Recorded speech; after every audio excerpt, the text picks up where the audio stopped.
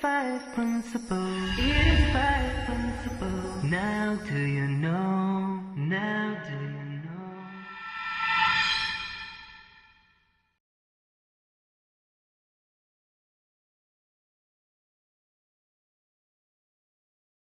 Assalamu alaikum rahmatullahi wa barakatuh, and welcome. It's very good to be with you again, alhamdulillah. You know, every time we have this program, we have the opportunity to tell you a little bit more about Islam. So if you're not a Muslim and you're watching Peace TV, we welcome you to the channel. Please have a look at all the other programs that are coming up. Go to the website, peacetv.tv or peacetv.in. Make sure you download the app so that you're never ever not with Peace TV. Perhaps even if you're on the bus, maybe you're on the way to school, time to watch Peace TV. We're looking at this series, we've been dealing with Muslim ambassadors, how you can be a Muslim ambassador for Islam. So as youth, you have the opportunity to be an ambassador for Islam. And we've been looking at all the ways that you as a youth can be a great representative for your religion in your family and your community. One of the important things that we looked at last week was that Islam is a religion different to all the other religions in the world. Because it's not a religion like people doing things methodically or brain-dead way where they don't have any knowledge or thinking behind it. Islam is the only religion that demands that you have knowledge of why you're doing something. You don't just go do things for the sake of doing it without knowing why you're doing it. There must be an explanation for why you're doing things. This is the only religion in the world that demands from its followers not to have blind faith, but to have knowledge and understanding of what they are doing. Why do we pray? Who is Allah? Why do we fast during the month of Ramadan? Why do we give zakat? Why do we go on Hajj? Many people in the world, you ask them, why do you do those things in your religion? They won't have an explanation for that. But in Islam, there is an explanation for every activity that we do. So we don't just do things blindly without having at least investigated why we are doing these things. So this is very, very important. So last week we looked and said that this religion of Islam simply means the person who believes and is practicing submission to Allah of his own free will. Nobody is holding a gun to his head and forcing him to do this. There is an individual in Ohio in America. He is in Mansfield, Ohio, and he claims to be a Muslim who reverted to Christianity. And he's propagating his breed of Christianity in America and trying to convert Muslims to Christianity. And one of his talks that he gave, he said that every Muslim is secretly waiting at home, trying to pounce on you and is going to devour you. In other words, every single Muslim in the world is a terrorist, and your next door neighbor just can't wait to turn on you one day. This couldn't be further from the truth.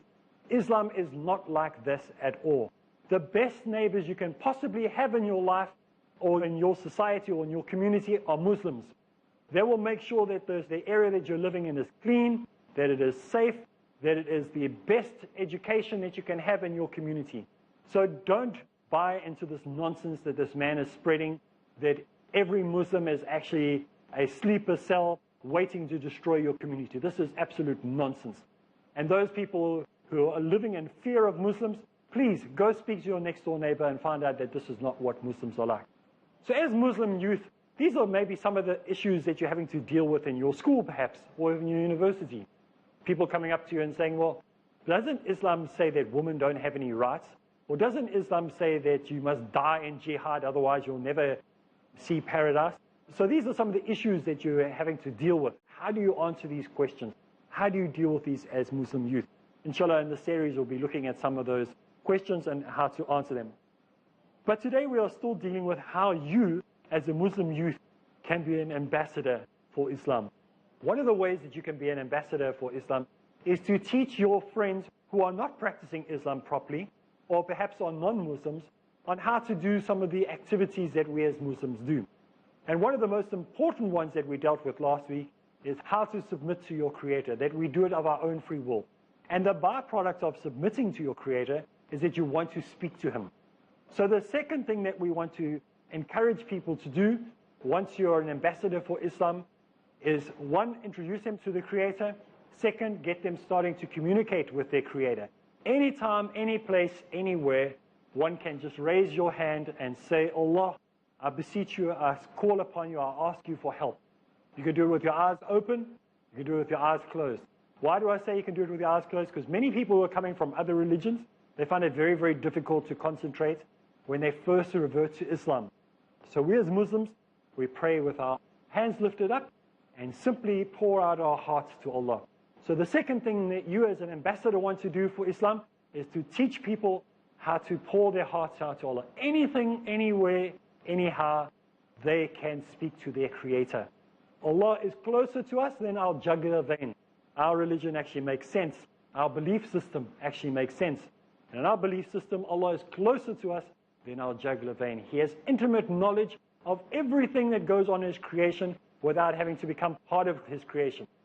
On that note, I'd like to explain something. Often people from the Christian community, sometimes from the Hindu community, some from other religions, they say, why would God not want to come and be part of His creation to understand what is going on in His creation? I mean, after all, God, who is in heaven, sent Jesus, His Son, to come to earth as God on earth so that He could understand what people are going through and to die for the sins of mankind. Well, that makes absolutely no sense at all. And I'll explain to you why. Imagine that before me, and I wish there was a lovely table here that was made of wood so I could use it as a good analogy. But imagine there was this beautiful carved table in front of me here. And some man who was very, very good at carving, maybe he had learned from his father and his father and his father and before him, like you find in places like Malawi and Africa. You have these people that just with one carving tool are able to make these beautiful pieces of furniture. And that carpenter who made this beautiful furniture, he's able to go to the tree and he knocks on the tree, knocks on each tree he goes past. He goes, no, this tree, the wood is not ready yet. This one is perfect. And he comes and he cuts down the tree, takes that tree, planes it down with old-fashioned file or whatever it is called, I don't know all the terms. And then he makes these beautiful pieces of wood and then he fashions them exactly the way he wants them to be. Did that person ever, that carpenter ever in his entire life go, oh, I wish I could become a tree so I could understand how to make tables and furniture. I will never be able to make furniture, never, if I don't become a tree. Not one carpenter, and if there's a carpenter in the world that's listening today, and you had that dream and you said, oh, I wish I could just become a piece of wood so I could know how to make fashionable furniture, then send me an email. There has never been such an individual in life that has ever said that. The doctor has never sat there and go, oh, I wish I could become a drop of blood so I could understand how to understand blood. The doctor has never dreamt like that or even thought like that. He's able to, with knowledge, with superior knowledge, able to understand everything that is going on. And that slide when he looks at that blood sample under the microscope. Or the person who fashioned that beautiful table. He's able to stand back from without having to become part of his creation and have intimate knowledge of everything there is about that wood, whether it's yellow wood, whether it's oak, how it must be planed, how it must be looked after. He has intimate knowledge of that without having to become part of his creation. The creator of everything has no need to be living within his creation or to become part of his creation to understand his creation. There is nothing that can happen in your life that Allah has not ordained and allows to happen. When you inhaled that moment a few moments ago, did you think of what you were doing? Now that I've told you, you're going to be concentrating and you're breathing and you're going to find it harder to do. But Allah has ordained that breath to come in and out of your body. You are not doing it on your own. Even though scientists will give you this long story on how everything is working, and Allah in 1 second can choose to stop your breath and you will stop breathing. He gives you that power to breathe in and breathe out. Yet we don't even acknowledge and understand that. The creator of heaven and everything that we know and the worlds that we do not know and the things that we do not have any understanding of has intimate knowledge of his creation. And he wants you to have an intimate relationship with him. What I mean by this is not the Christian sense of intimate relationship where it's some far off thing far, far, far away. It's an intimate knowledge of who Allah is by getting and starting to understand and study his books, to read the Quran, to read the Hadith, to get a scholar to help you, to get a good scholar to help you understand more about Islam. Someone who can sit with you on a once-a-week basis and teach you a little bit more about this deen of Islam, to help you as a Muslim youth to become the greatest ambassador that you can possibly be for your belief system, for the belief of Islam, so that you can learn how you can be more than you are. You know, there's a book that everyone went crazy about. It's called The Secret. There is no secret in Islam. The book is easy to find. You can just pick up a copy of the Quran and it will help you be the best person you can possibly be, more than you ever expected you were able to be. Well, it's time for us to take a break, and when we get back from the break, we'll continue, inshallah. What is Islam?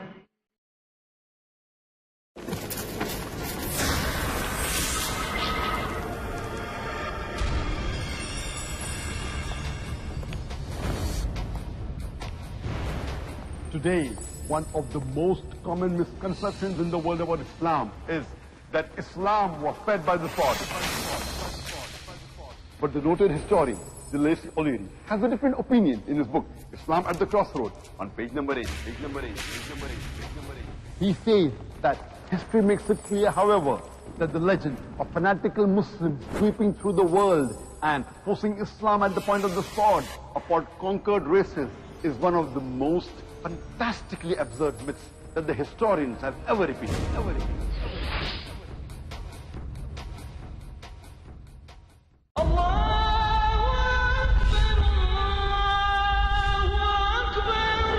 Tawheed is the basis of Islam, submission to God. Character is shaped by faith. Belief in God and righteous conduct can never be separated. Learn how Tawheed builds character with me, Yahya Ibrahim, only on Peace TV. Visualize the character which uproots darkness and stands firm against every injustice. Join Yahya Ibrahim in Tawheed Builds Character tomorrow at 4 p.m. and repeat telecast at 1:30 a.m. UK on Peace TV. Dialogue. Discussion. Debate. Rebuttal. Conclusion. Eliminate misconceptions about religion. Get enlightened. Witness Dr. Zakir Naik in a battle of words in Crossfire every Saturday at 8:30 p.m. and repeat telecast at 10 a.m. UK on Peace TV.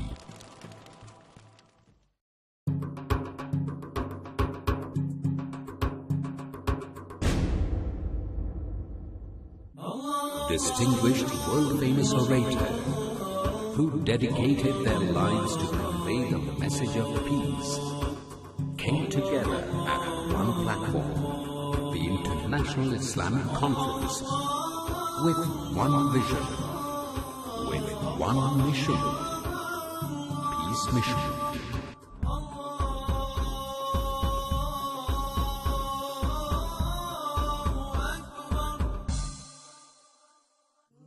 I welcome all of you with Islamic greetings.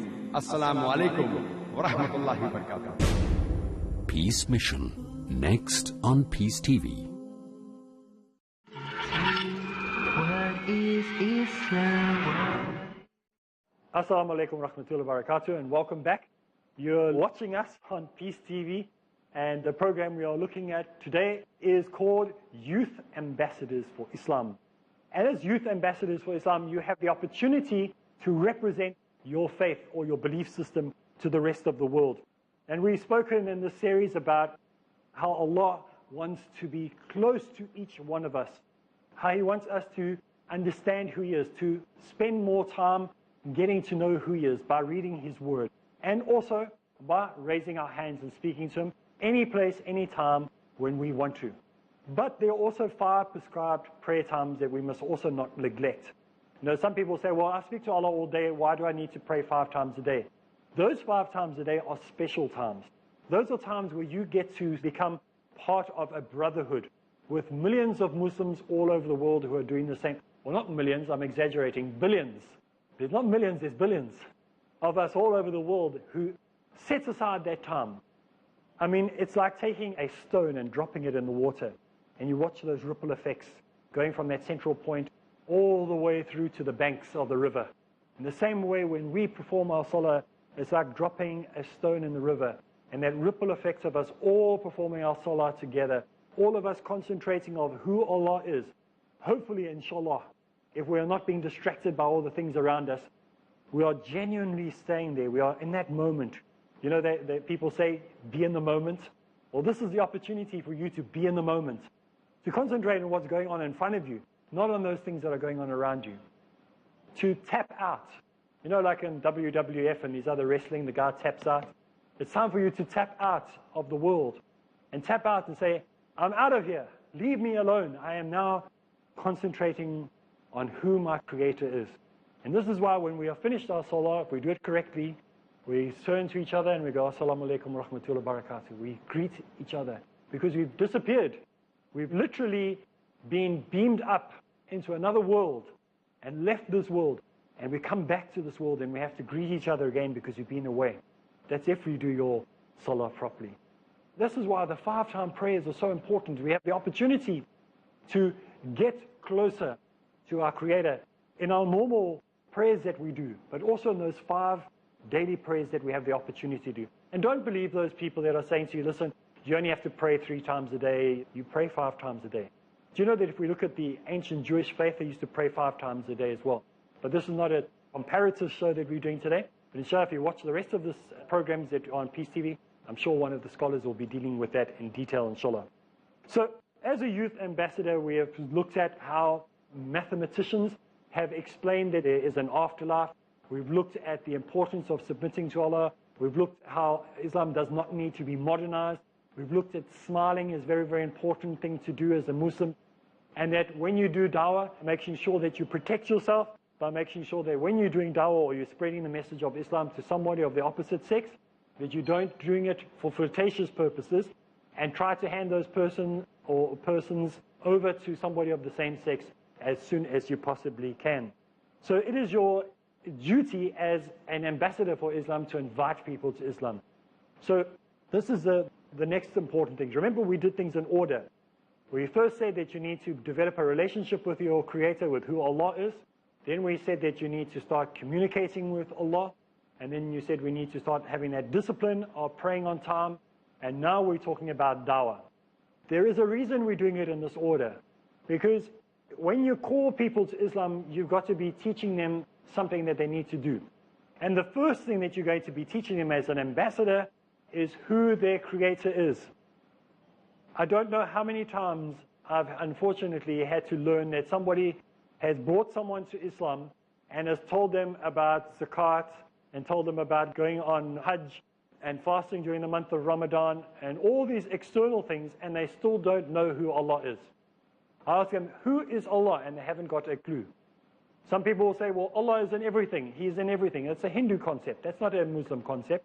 If Allah was in everything, then we can worship everything. Allah has intimate knowledge of everything.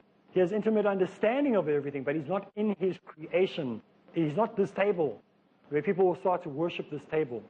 So we need to first and foremost, before we talk about Hajj and before we talk about zakat and fasting during the month of Ramadan, this person has just become a Muslim. This person has just returned to Islam. Perhaps they're born a Muslim and haven't done anything in Islam. So maybe they're returning to Islam. You need to tell them who Allah is. You know, it's so sad to see.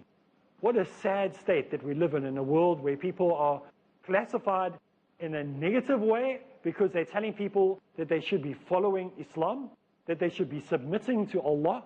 This is something that every single group, whether you're Hanafi or Shafi or Maliki or Hanbali, every single group should be stressing Tawheed. And it's sad that because they are expressing the necessity, the absolute necessity to understand Tawheed. We shouldn't be moving on from Tawheed before we understand that totally, then we can move on to other topics. The Prophet Muhammad ﷺ was a man who stressed Tawheed. Before he brought in any banning of alcohol or not eating of pork or going on Hajj, he stressed that above everything. And therefore, why should we come up with a new recipe? We have to follow the recipe of the Prophet Muhammad ﷺ. We need to follow the recipe as stated within the pages of the Quran. That's the recipe that we must follow. And the recipe was simply to introduce people to Allah first. So this is very, very important. This is why we are saying that there is an order for everything. So when you're doing your dawah, the first thing you're going to be teaching people is dawah ilallah. You are teaching people to submit. You're calling people to Allah. What is dawah? Dawah is to call. That's all it means. Some people say we are doing dawah.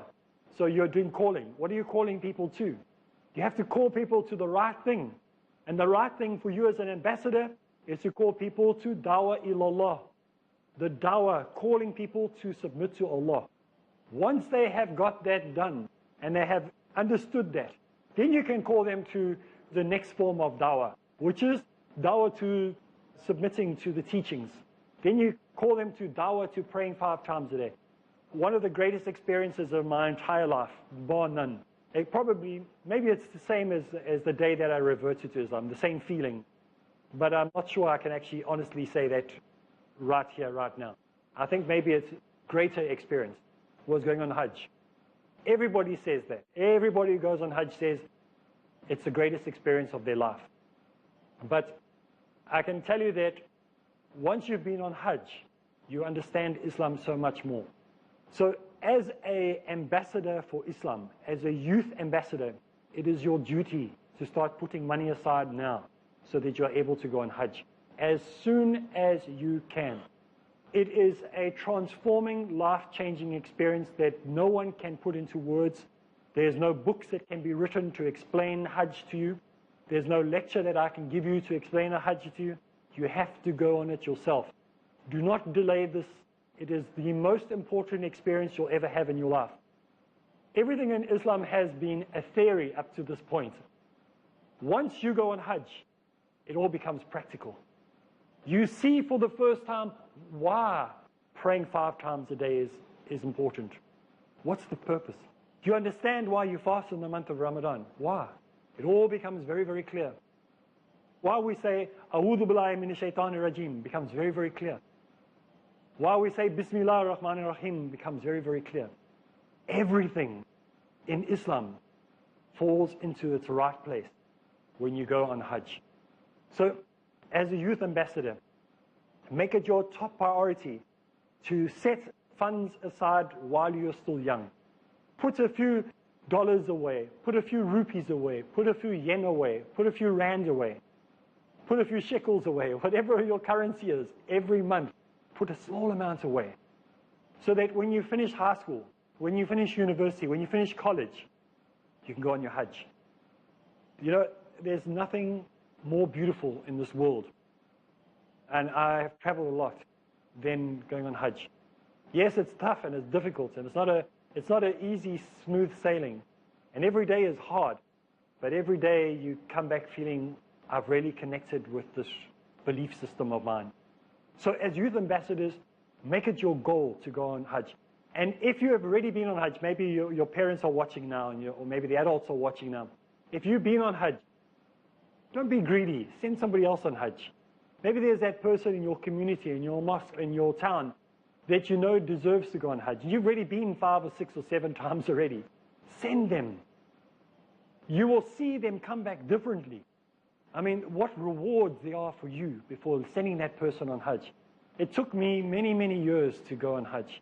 And eventually, in 2012, I went on Hajj. After every year, there was an issue that came up. And it has transformed my belief in Islam so much. Everything I thought I understood has suddenly taken on so much deeper of a meaning. And so, as a youth ambassador, the series that we've been looking at, I encourage you to make yourself a deeper revert, a deeper born Muslim in this religion. Embed yourself.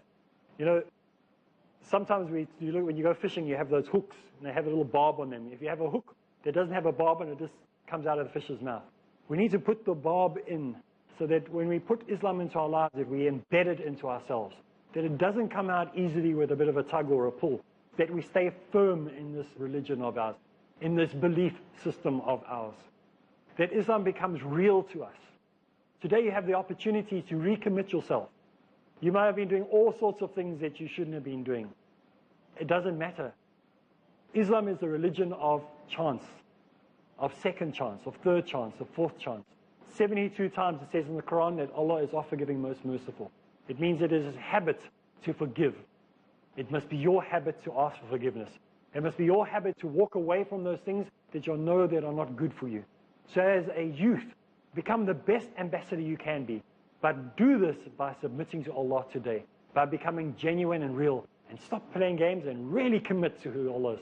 So from me, Areeb Islam, we've run out of time. We will see you again next week. So, Assalamu alaikum wa rahmatullahi wa barakatuh. I am a Muslim, I am a Muslim, so are you, so are